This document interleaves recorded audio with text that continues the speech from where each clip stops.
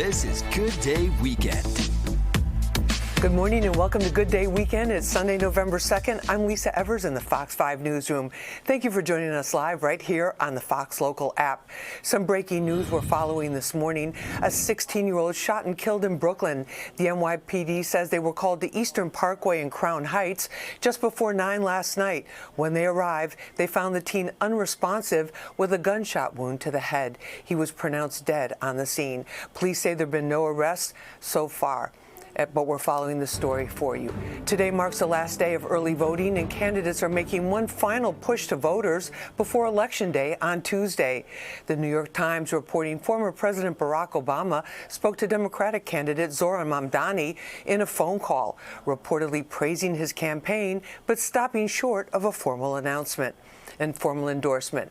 Independent Andrew Cuomo making stops in Queens and Brooklyn, addressing his jump in polls, and Republican candidate Curtis Sliwa spent the weekend in all 5 boroughs talking about safety. Polls are open 9 to 5. So far, 584,000 New Yorkers have voted. On your mark, get set, go. The New York City Marathon returns today, starting right now. The runners starting in Staten Island through Brooklyn, Long Island City and Queens and Manhattan. The race ends in Central Park. And here's a look at your weekend weather today. 59 degrees and sunny. Tonight, slightly chilly with a high of 47. Tomorrow, 61 degrees and cloudy. And gangs and gun violence plague the streets of inner cities across the U.S. Authorities say new members are getting younger and bolder.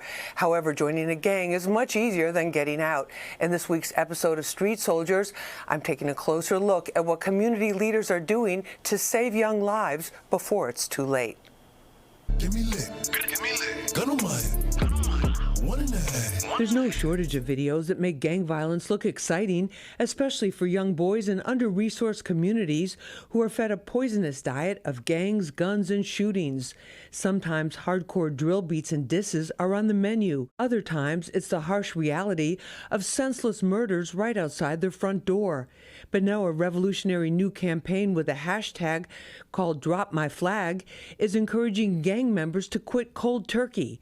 That's just step one, says movement founder and ex-gang member Hocus 4/5. He tries to connect those trying to leave with mentors, safe passage out and into a new life. Those who want to leave the gang, that's the most important thing. There's a lot who want to and is afraid to and don't have nowhere to go. Podcaster and influencer Melly Gibson, known as the Hood Postman, is a former gang member from Compton. He did time behind bars at the notorious federal facility known as Terminal Island near Los Angeles, and is now warning new generations of young men about the illusion versus reality of gang life. If you're a gang member, you're actually putting yourself in victim status. That means you're standing somewhere where you could possibly be murdered, shot, or gunned down. That's just the point. Those are the facts. Gang shootings on the streets of Chicago often make national news. Guns are being put in the hands of boys as young as 9 years old, says community leader Golden Child. He is the founder of the National Unity Movement that seeks to show boys and men how to coexist in peace and to love themselves and each other. He says the spiritual but practical approach is having a positive impact. The success that we've had on this end has really been rooted in me being quiet, being courageous enough to go into these environments, sit back and observe. That's it. Listen, watch, and observe. But nobody cares about how much you know until they know how much you care. You can see the full episode of Street Soldiers on our Fox 5 NY YouTube page and in the Watch section on the Fox Local app. People in our area are pulling together to help out parts of Jamaica ravaged by Hurricane Melissa. VP Records in Queens is one of the oldest Jamaican record labels. It has partnered with the Jamaican Embassy in Washington, D.C. to be an official drop-off point for donations to the island. The label's senior director of marketing had some advice on what to give. One of the things that come to mind, tarps, for example. You know, everybody has lost, a lot of people have lost their roofs. So people think that bringing bottled water and stuff like that is a good idea. It's very heavy. So water purification tablets, on the other hand, is something that could help. The owners of the Golden Crust restaurant chain have turned more than 100 of their locations into donation drop-off centers. They're also asking customers to make a cash donation to the relief effort when they check out. And soccer fans in a sea of purple as fans from rival clubs are coming together, which is no small feat, all to show their support for a young woman in her determination to beat pancreatic cancer.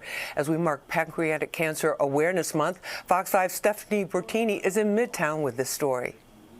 An overwhelming show of love and support for Lily Green, a young woman battling pancreatic cancer. It makes me feel very special. I mean, it's all happened so quickly, so I just can't believe that everybody came together so quickly to pull something like this off for me. Lily's father, Jimmy, is a member of QPR NYC, an official supporters group of Queen's Park Rangers Football Club in West London, England. The group raising money for Lily's family as they deal with her recent diagnosis, selling T-shirts for $15 with all proceeds to be donated to the family. And on this first day of Pancreatic Cancer Awareness Month, the global QPR family and supporters of rival teams coming together here at the Football Factory, a bar where they're usually united by their love for football or soccer, turning into a support campaign place for Lily.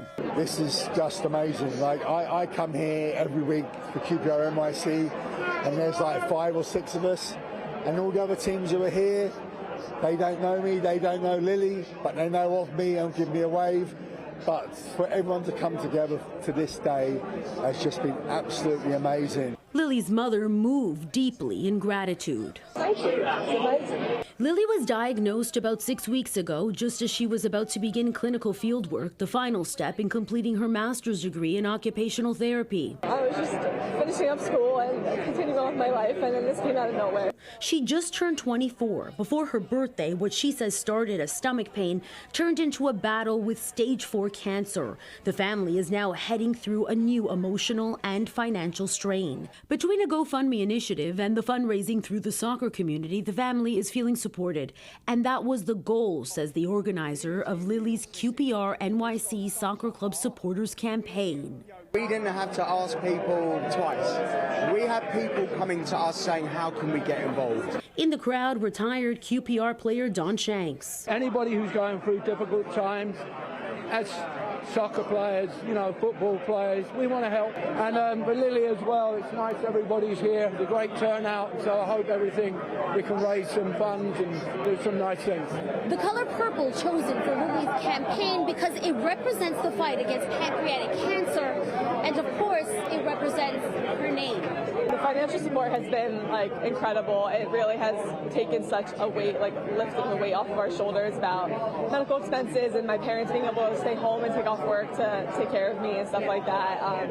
It's definitely made the whole situation so much easier for all of us to deal with. I mean, we're a family of 5, so. Your siblings? Yes. And the entire Green family feeling love and support thanks to their soccer family. Stephanie Bertini, Fox 5 News. Apple is smashing records, reporting its highest quarterly revenue ever, topping $102 billion. The boost comes from strong demand for the new iPhone 17, AirPods Pro 3, and the latest Apple Watch. CEO Tim Cook says holiday sales could push iPhone revenue up by double digits. It comes even as Apple faces more than $1 billion in expected tariff costs this quarter. And they were once the most haunted locations in New York City. Fox 5 went ghost hunting back in 2002, and all these years later, they could quite possibly still be haunted. Here's the latest installment of That Was the News Then.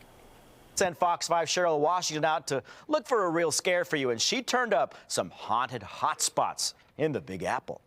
Now, this may sound a little bit spooky, but some say they've seen sightings of ghosts in and around New York City. In fact, right here in this landmark hotel, the Chelsea.